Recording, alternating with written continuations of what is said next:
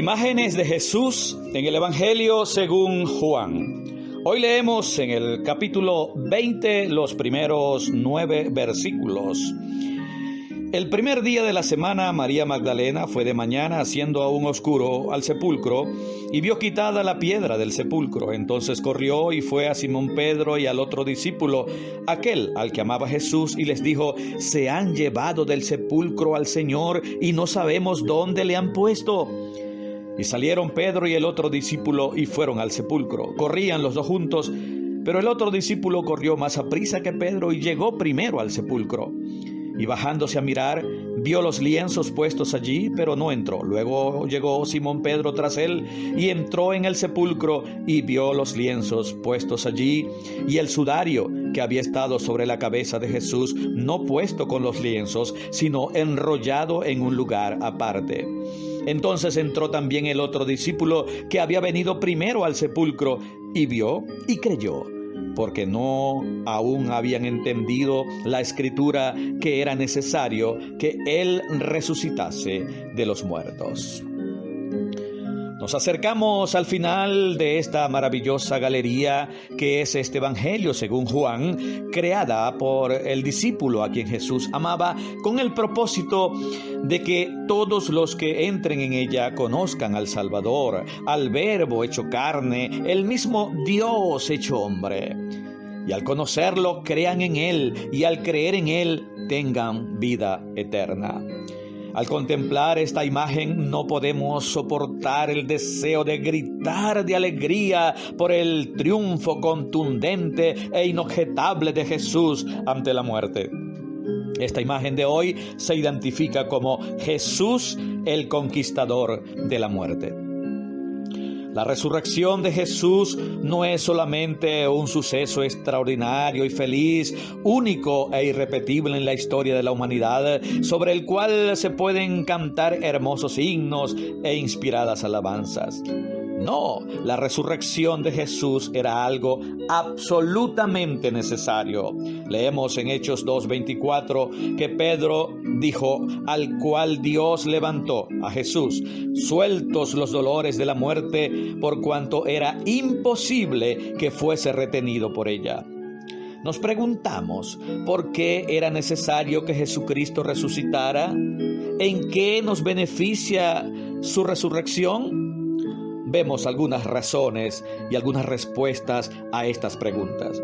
En primer lugar, porque era una promesa hecha por el Padre y por el mismo Jesús. Leemos en Salmo 16:10, no permitirás que tu santo vea corrupción.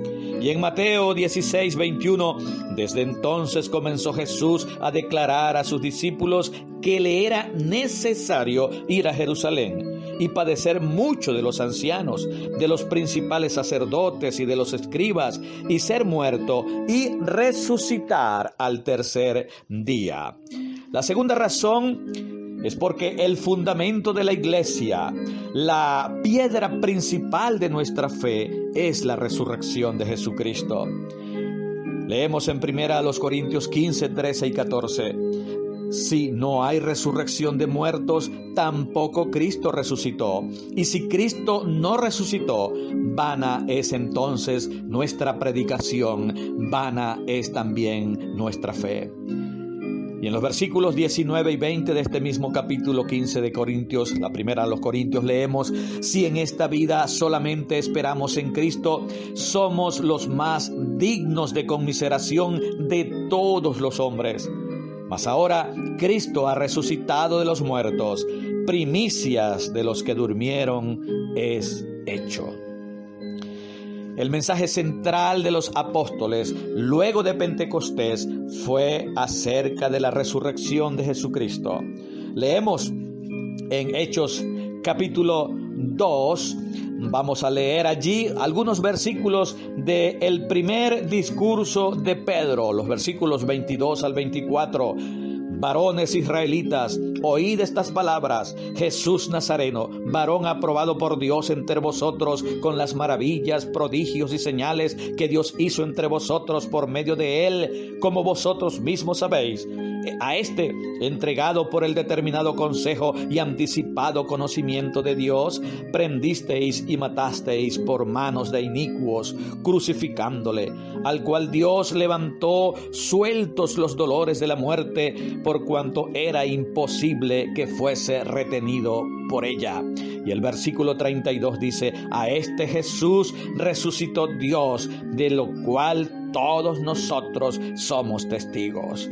Luego, en el capítulo 3 de este mismo libro, los versículos 13 y 15, luego en otro discurso, el apóstol Pedro dijo lo siguiente: el Dios de Abraham, de Isaac y de Jacob, el Dios de nuestros padres, ha glorificado a su Hijo Jesús, a quien vosotros entregasteis y negasteis delante de Pilato, cuando éste había resuelto ponerle en libertad. Mas vosotros negasteis al santo y al justo, y pedisteis que os diese un homicida, y matasteis al autor de la vida, a quien Dios ha resucitado de los muertos, de lo cual nosotros somos testigos. Y luego en el capítulo 4, de nuevo en los versículos 8 al 10, el apóstol Pedro vuelve a decir: entonces Pedro, lleno del Espíritu Santo, les dijo: gobernantes del pueblo y ancianos de Israel, puesto que hoy se nos interroga acerca del beneficio hecho a un hombre enfermo, de qué manera éste haya sido sanado, sea notorio a todos vosotros y a todo el pueblo de Israel, que en el nombre de Jesucristo de Nazaret, a quien vosotros crucificasteis y a quien Dios resucitó de los muertos, por él este hombre está en vuestra presencia sano. Estimados hermanos, queridos amigos, la vida nueva que ofrece el Evangelio se basa en la muerte y resurrección de Jesucristo. Si se derrumbara la verdad de la resurrección, caería con ella todo el edificio del cristianismo. Por eso, el enemigo de las almas, desde el mismo día de este acontecimiento, ha buscado convencer con burdas mentiras que Jesucristo no resucitó.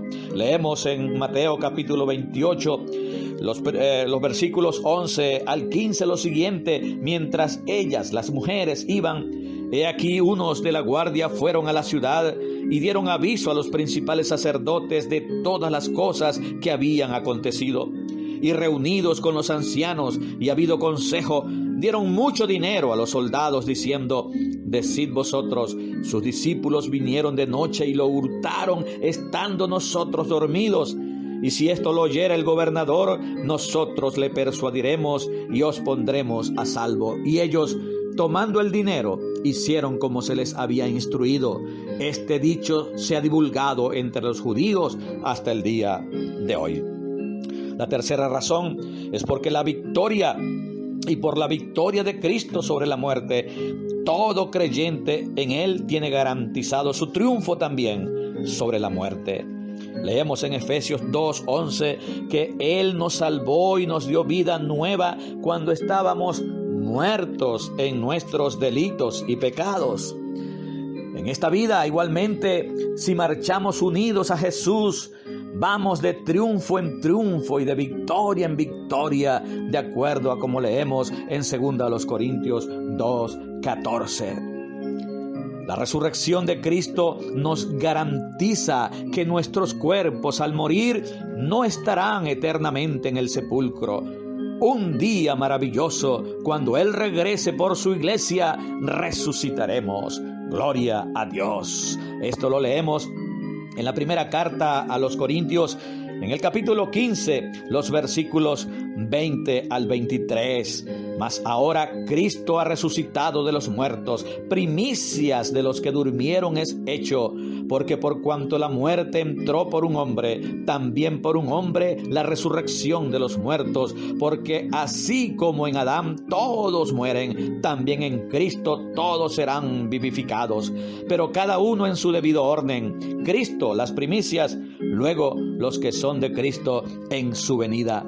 Más adelante, en este mismo capítulo, los versículos 51 al 55, leemos lo siguiente: He aquí os digo un misterio, no todos dormiremos, pero todos seremos transformados.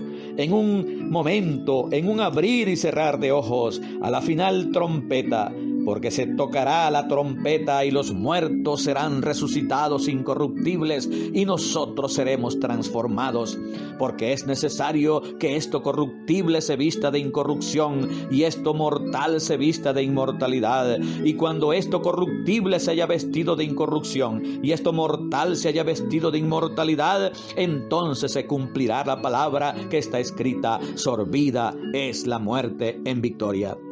¿Dónde está, oh muerte, tu aguijón? ¿Dónde, oh sepulcro, tu victoria?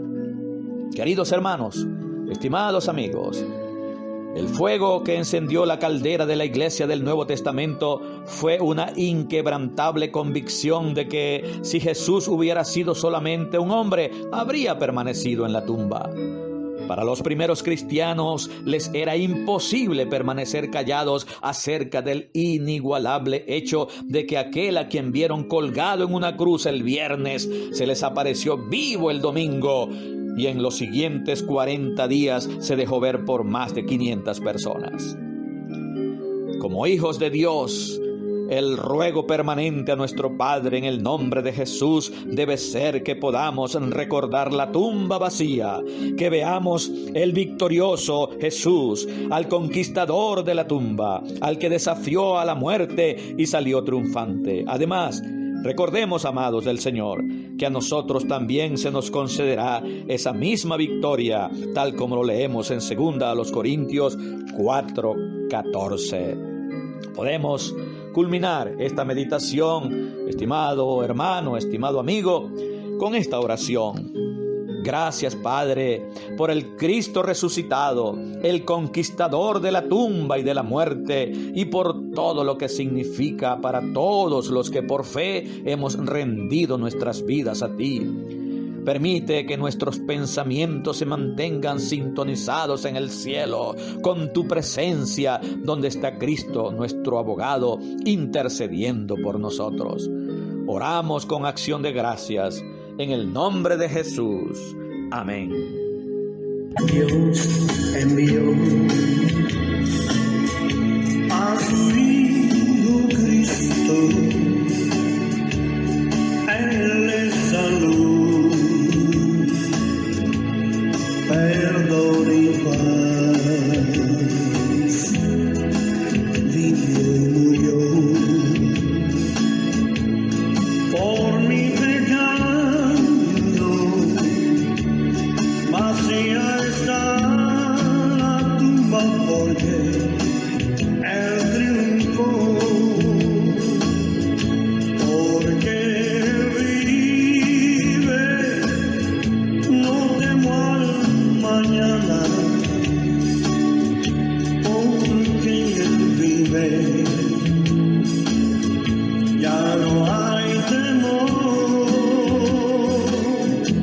Porque yo sé que Él es mi futuro.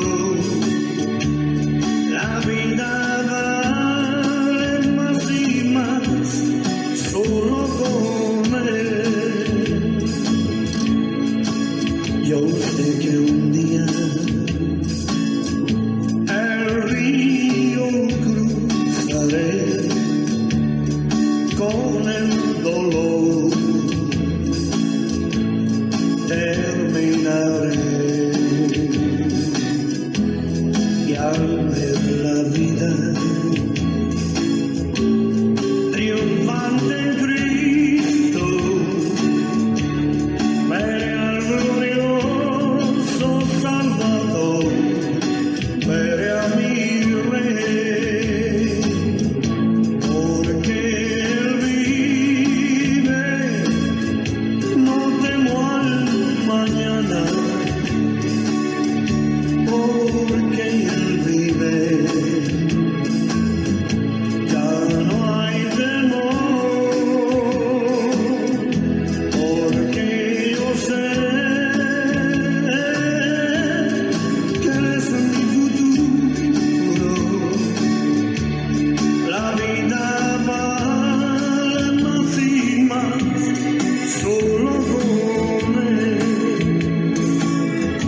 Habló para ustedes el pastor Efraín Merche.